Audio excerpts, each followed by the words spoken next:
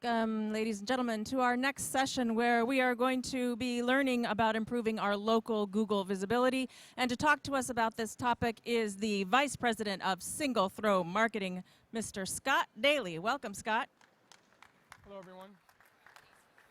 Can anybody hear me? I don't hear I can't hear myself now. Hi, everybody. So, a couple quick disclaimers. I have a very limited amount of time to teach you a lot of stuff.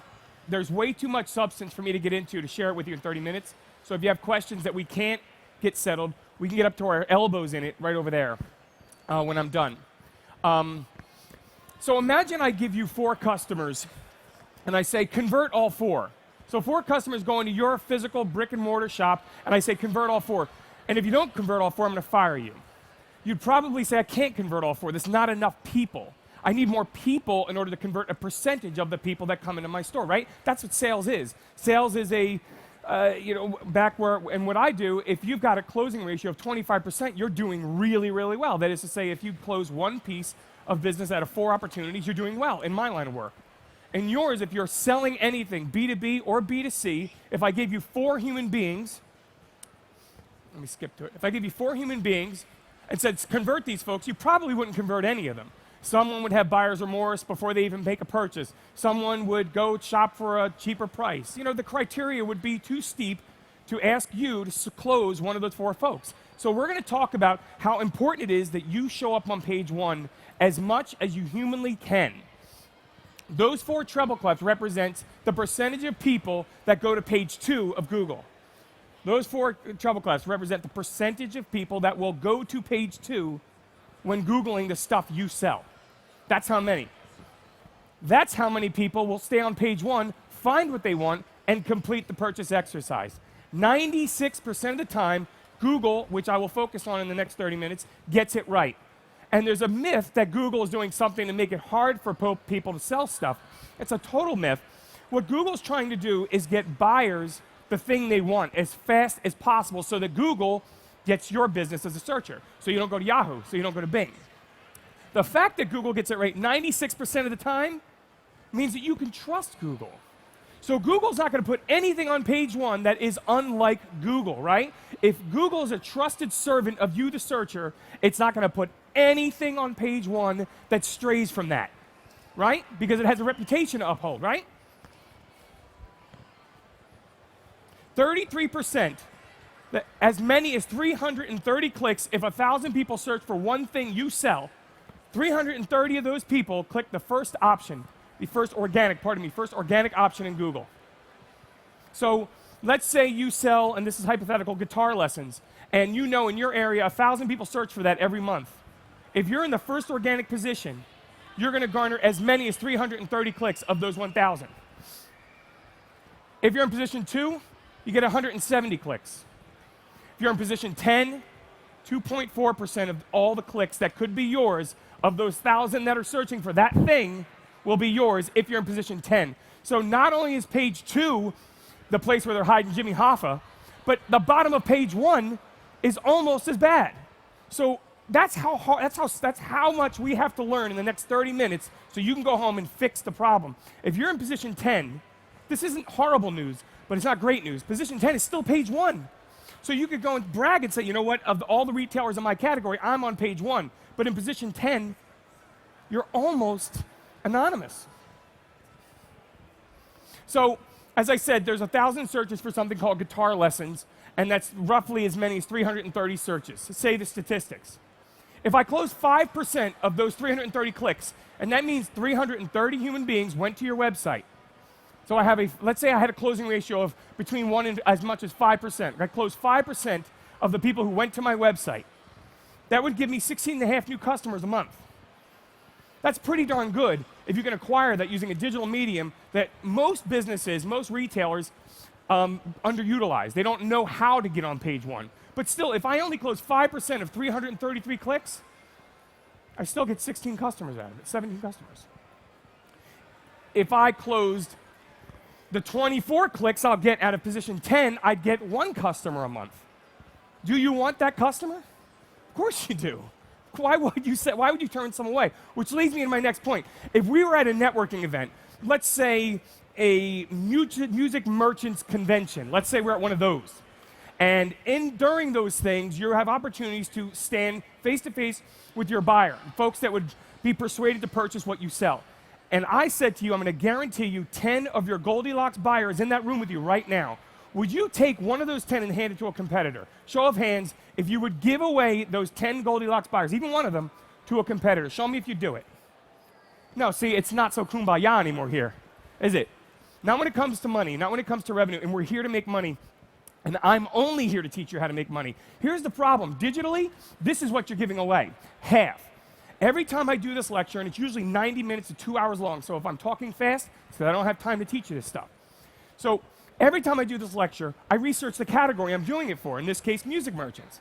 And reliably, your digital presence gives away at least half of your opportunities because you're communicating in an undependable, unreliable, unpredictable way. So let me say it differently. So forget what I just said. Imagine you're in a networking event and I say 10 of your your perfect Goldilocks buyers in this room right now, go get them. And half the time, one of your reps, subordinate to you, who answers to you, goes up to them and half the time says, hey, you know, there's a new law in California, you want to go to one of those dispensaries? Is that about what you sell? No. What if they said, hey, you want to go have a drink later on? What if you don't sell Tama drums? And they're like, yeah, we sell Tama drums.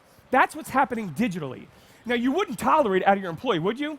Who here would allow a representative of your brand to talk to a human being in a way that is inconsistent with your brand message? Would you permit it? Who would permit it? Show me your hand. Of course you wouldn't. You would be outraged if someone took something as fragile as your brand message and made it unreliable, made it undependable. But I tell you, I'm not kidding you, 50% of the time that's what every brand in here is doing. Every brand in here. So let's talk about what Google wants you to do because Google's giving it away. And incidentally, I'm not sprinkling pixie dust. I won't do anything magical, and my company never does anything magical. We just do it right. If you do the things I'm about to tell you to do, exactly as I tell you to do them, in as much as 90 days, you'll see a dramatic improvement to the traffic, both in quantity and quality, going to your website. And this stuff is not, I'm not splitting the atom here. This is probably the one 30-minute session you'll have this entire event where it doesn't deal in innovation because if we do it right, we don't get punished by Google 5, 10 years from now. We just get it right once. We keep being rewarded for it. I typed in music store in and I stopped. I hit the space bar, and what is Google telling me? Oh, you must want something in a major metro called a music store. So it starts serving up major metros. I'm from Jersey. So it starts saying, you must mean Manhattan. So Google, right away, if you're a seller of something online, is telling you what to do. They're saying appeal to major metros. Appeal to as close as you can to that city centroid, Manhattan or whatever. If you're in New Jersey, well, then you're in New Jersey. So if I know Google wants me to be a local thing, and I do anything that strays from that with my marketing, with my SEO strategy, I'm hurting myself. Okay, so quick quiz, and call it out as I ask you the question. What percentage, and by the way, this reads, music store in New Jersey. What percentage of this Google search results page comprises local information? 25%, 50, 75, 100? Just shout it out. 25. 25? Anyone else? It's 100%. Those are local businesses. Those are local businesses. And then Google at the bottom, because it doesn't care about retailers like it does searchers, is suggesting maybe you didn't want that. Maybe you want to try these queries instead. People who queried what you just queried commonly query these things too. This 100% is local. So if you're a local retailer who depends upon human beings to go into your store and complete a purchase, this is keys to the kingdom right here, gang. So if Google says you're closed, if Google says you don't sell the thing you sell, if Google says you sell it at a time frame when you actually do, you don't sell it when you do sell it during a particular time frame, they win, you don't. That's it. So we have to clean all that mess up, all that unreliability, we got to clean it up. I'm going to show you how to do it. So I did a search for these phrases. The ellipse means there were more than this, but I just threw a bunch on here.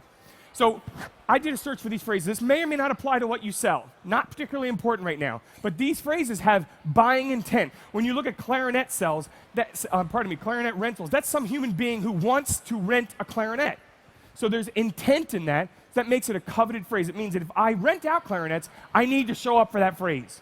I absolutely have to rank on page 1 for that phrase because clarinet rentals tells me someone's trying to rent the clarinet. 402,000 people every month in the United States query these phrases. Now, I know you're in some small enclave in your area that probably represents a few hundred. But that's a few hundred buyers that are querying this stuff. 400,000 in the United States query these phrases. I queried this phrase, just one of them, and it showed me 19 people. And that's probably not all. There's probably a lot more that just aren't doing things well enough to be rewarded by Google as being visible in this red area. So take a look at the red area, folks. Those are your competitors. And imagine for a moment that you're good enough, you've done enough to be the blue one. So even when you're chosen, even when your buyer picks the blue one and takes you to this big map grid, and we've all seen this, Google's still suggesting an alternative. Google's still not convinced the thing you even clicked is the thing you meant to click. So picture it this way. A buyer goes to Google and searches for clarinet rentals. They pick you, they find you, you're fortunate, you're doing the right things, and it takes that click to this page. Even here, Google's still saying, listen, just in case you don't like this guy, who they clicked, they willfully chose that. There's these guys too to pick from. That's how fierce the battlefield is. So a shark that doesn't swim is a dead shark. You must keep doing these things. This is what search results looks like now. Remember in the green area when pay-per-click ads were listed right there? They're gone. Remember that? That's only as recent as July of last year. They took them away. Now, Google's a mad scientist. They may bring it back. I'm not really sure. But right now, Google has narrowed the real estate on page one. In other words, the places you can show up, it just got smaller, didn't it? So the pink is a paid ad. But I'm here to talk about local. So I'm here to talk about the blue and only slightly less to gray. If you don't show up there, you're closed. And on a smartphone, on a handheld device, we know that most of that gray, if not all of it, is below the fold, which means if I want to look at it, I have to scroll to find it. So we have a problem, and I have 17 minutes to help you with it.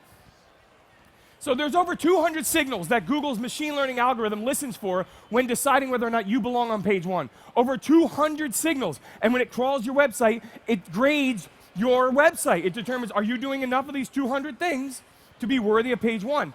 Of the 250 are local SEO phrases. And don't worry about being able to see that. It's only meant to show you how daunting the task is, which is why this is the most important 25 minutes this entire convention for you guys. So I'm going to talk about 8 out of over 200, because these here, if you add them up, represent 90+% of what's going to get you on page one reliably. 8 of them, 8 out of 200. Add up the math, it's nearly 100%. So first thing I'm going to do is isolate the social piece. That represents 5%. Now the reason I point out this social piece is because there's a misnomer that social media, because you're probably, maybe not all, but B2C brands, you're selling directly to your buyer, pardon me, a consumer, there's this misnomer that social media, if you do it well enough, you'll kill it. And it's just not true. It's just not. So I can't waste the 16 minutes I have on social media. I need you to show up organically. Now, your Facebook profile, it can be indexed by Google, so if you can have that show up on page one, kudos. I'm not denigrating it, I'm just saying it's not as important, says Google, as are these things. That's 70% of all the things Google's paying attention to are right there in those 4 things. Out of 200, 4 of them represent 70% of what's important. Yeah, get your camera out and snap that. I'm giving it away. This is a fact. Take your cameras out and photograph this. You'll need this. And look, I won't flip to the next one, but guys, look at this. This represents 40%. Only 2 of them is 40% of what Google wants you to do best. That's pretty damn important, right? So I'm going to isolate. Everybody get a picture? I don't want to flip it.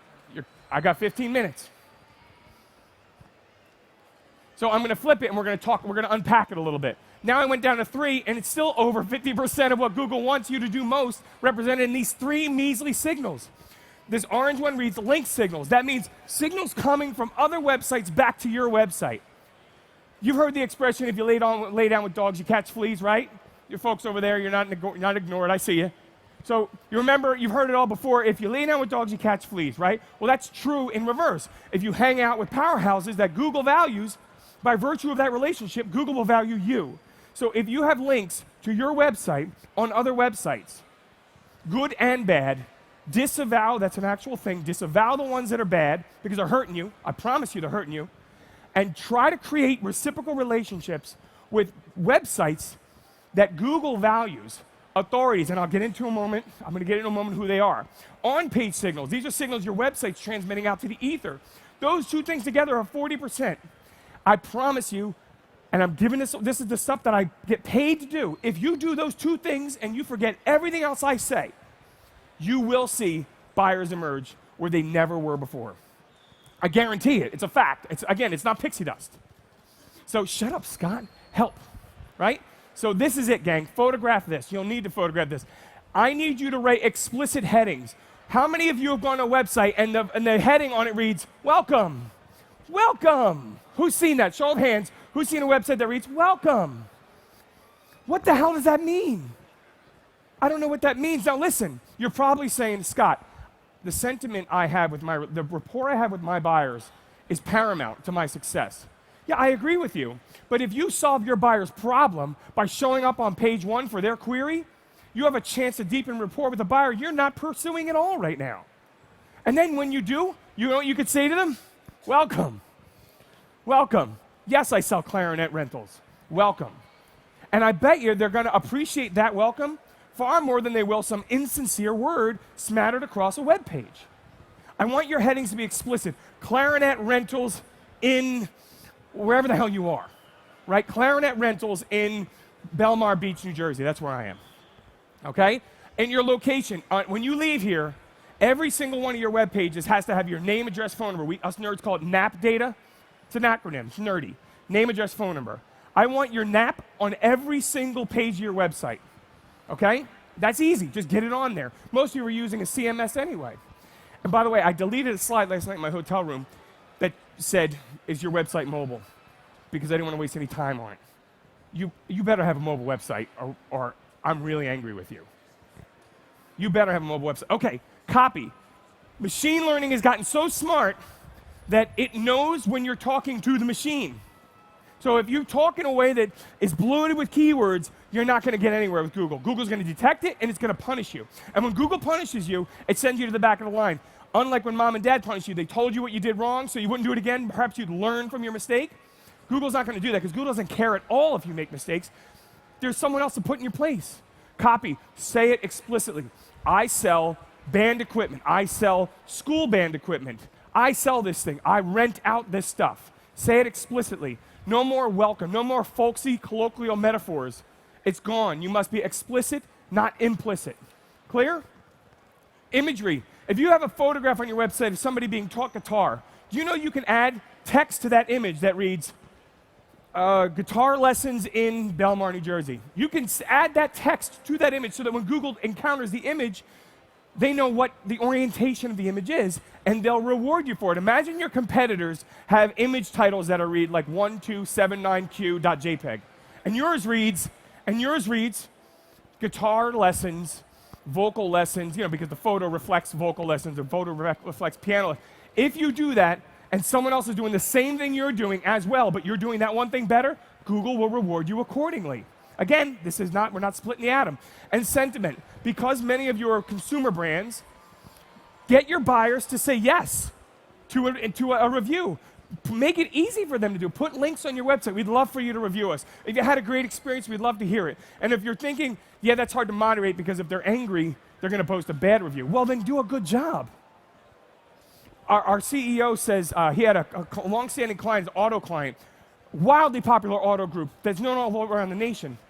And he used to say, Larry, we're getting awful reviews all the time. And he said, well, do your damn job.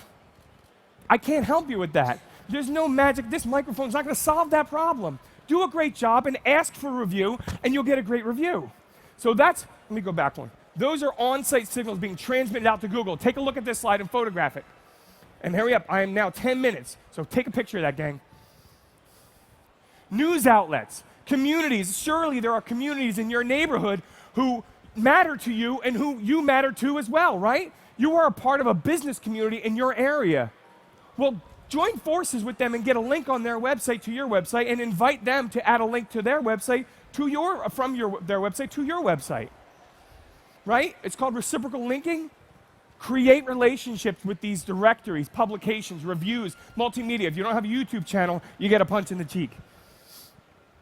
Businesses, there's business associations in your area, chambers of commerce, right? You've got to create, folks, listen to me. There are a lot of music merchants who are not here. That puts you in an advantage because we're together today for the next 9 minutes.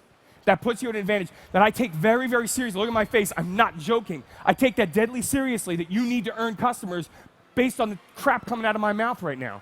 And there's a lot of people who didn't come to this thing today, right? Right? So we have an opportunity right now to get this right. Do these things and you'll beat the hell out of your digital competitors who aren't doing these things and who haven't had the benefit of this conversation. Do it. Philanthropy, if you're donating to your community, if you participate in 5Ks, right? 5 cancer 5Ks, those things that are all over my community. Well, contribute to them and in exchange say, listen, I don't want anything back. Can you give me a link? And it doesn't have to be about how great you are. It can just be a link. Now, that website probably has a great deal of authority as a philanthropic endeavor in the eyes of Google. So get a link. Make a contribution in exchange. Ask for a link. Social media, naturally, and blogs. Real quickly about blogs. Do not, and I'm begging you, please, God, stop writing content because it's Easter. I don't care. And you know who else doesn't care? Your buyer. And I'm not saying that I'm not a God-fearing Christian. I'm just saying we have a job to do. We need to get customers. Remember if I said at the beginning, I said, if I gave you 4 buyers, would you convert all 4? No. You need the 96. You need 96 buyers. You need the 1,000. You need 330 clicks, gang, because 24 isn't going to be good enough. So if you're going to blog, talk about your product, talk about your service, talk about it explicitly, not implicitly. You have no chance, I'm telling you, apart from your loved ones, clicking the like button, no one's going to give a damn that you blogged about something if it doesn't directly affect the buyer's best interests. I didn't say your friends wouldn't like it. They will. I didn't say your loved ones wouldn't like it. They will too. But if you put all those likes together and I give you $5, you know what you have? $5. That's what you have. This looks like a Google search listing, right? I mean, a Google organic listing, right, guys? The blue is what you see, the item that you click on, right? And then the gray area here, have a look. Gray area here, it's called a meta description. It's a description of the thing. It's copy added to the page that describes the page. Google listens for that. What is the page about? Google listens for that. And here's the URL, right? How many times have you, and again, to show of hands, how many times have you folks seen the blue part, the linkable part, how many times have you seen it read company name, home? Home, H-O-M-E. Who's seen that? Home. I've seen it, right? Of course you've seen it. But it's not, but 100% of the time, to my surprise, it's not a website about their home. I thought I was going to their home, but it's not. It's a friggin' music store. It's not a home at all, unless there's an apartment above it. So I need you to take a picture. Take a picture. I'm telling you in that link what to do. Business name, products and services in city and state. Say what you are and say where you do it. I'm telling you, this seems so self-explanatory. You're saying to yourself, there's no way this guy is telling me something's going to solve my problem. Yes, it will. We just don't do it. I mean, we don't drink enough water. That's pretty self-explanatory. Sometimes it's easy. Sometimes it is. Products and services in the URL. Singlethrow.com, that's me. /internet-marketing-services, right? Singlethrow sells something called internet marketing services, and my SEO team tell me, and I trust them, that there's a thing called internet space, marketing space services. I'm told that's a thing. So we optimize content around the subject matter to intersect with the buyer. When we combine this effort with great off-site links pointing back to this page, Nirvana, not the rock band. Take a picture of that. Location in the URL. I have SEO-consultant-in-NJ. Well, guys, I offer an SEO consultant. I have those people in something called NJ, New Jersey. They're there. So I can put it in the URL. You will not be punished by Google for doing this. You will be saying something explicit, not implicit, right? How many URLs have you seen read 1394 question mark pound symbol? I don't know what the hell that is. I don't want to buy one. I want to buy this. Now, I've got holy crap, look at that. Oh, that's beautiful. 5 minutes. I got 5 minutes. So I deleted a ton of slides in this presentation because I'm used to doing a lot more, providing a lot more information. So ask me a question and I'll answer your question. If I don't answer it right now, I'll answer it over there.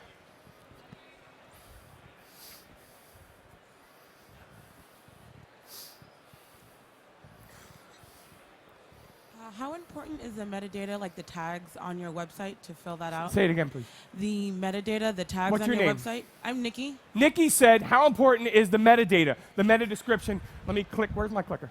Let me click back here. Oh. Nikki says, how important is this right here? This and this. This is the title tag of your page. The title tag of your page is controlled in the back end of your CMS, or if you have a static website, shame on you, and I'm not even going to tell you how to fix that. So you would add business name, and how important is it is unbelievably vital. As I pointed out to you, Nikki, a moment ago, I'm going to go back here. There you go. 20.3% of your on-site signals determine your worthiness of being on page one. So if I say to you, Nikki, I'm going to go back even one more. If I say 70% of what you do, or these 4 things are the most important things you could possibly do with your website out of 200, and of those 70%, 20.3% of it is the signals transmitted from your site. Your meta description is critical, absolutely vital. And that's why I said, say it explicitly. Don't imply what you do, because machine learning doesn't know what to do with that, and it doesn't know how to hand that to a buyer, right? Google's job is to hand you to your buyer, right? That's what they're doing. So you have to say it explicitly. And I look, no one cares how sentimental your story is yet. They will care once you've got rapport going. Get them to find you first, and then tell your story. Anyone else? There's some folks over there. Real quick, could you go back to the full pie chart, please? Bet. One Oh more yeah, take question. pictures if you need it. Any other questions, folks? I have 3 minutes, and they're rigid about this, so let's get it done. We have one here. What's the best platform to reinforce this information on after the event? I'm not sure what you mean by platform. Is there a way we can access this information or contact you to? Yeah, afterwards, yes, I'll give you plenty of ways to contact me, and at the end of this, if I jump to the end, did you get that, sir? Did you get that slide?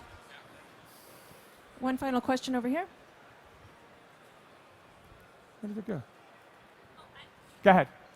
Yeah, Ed. When we go to the search page for our business, number of listings, but Yellow Page is listing us as closed. Right. We're not closed. How do we get them to correct that? It's a great example. I don't know what's going on here, gang. Ignore it. That's a great example of what I said. Remember I said half the time your information is unreliable? What's your name, sir? Ed. Ed is our guinea pig. He just told me something that's probably on the minds of many of you. He's being listed as closed on Yellow Pages. Yellow Pages is an incredibly powerful off-site signal. You want Yellow Pages, but you don't want Yellow Pages to give you inaccurate information, gang, right? Oh, look at that. I wanted to land there. That's how you can reach me. Or you can talk to me over there, right there. So what do you do with all this inaccurate information? You have to talk to somebody who knows how to correct these listings. It's a fairly immersive exercise. I can talk to you about it on the side.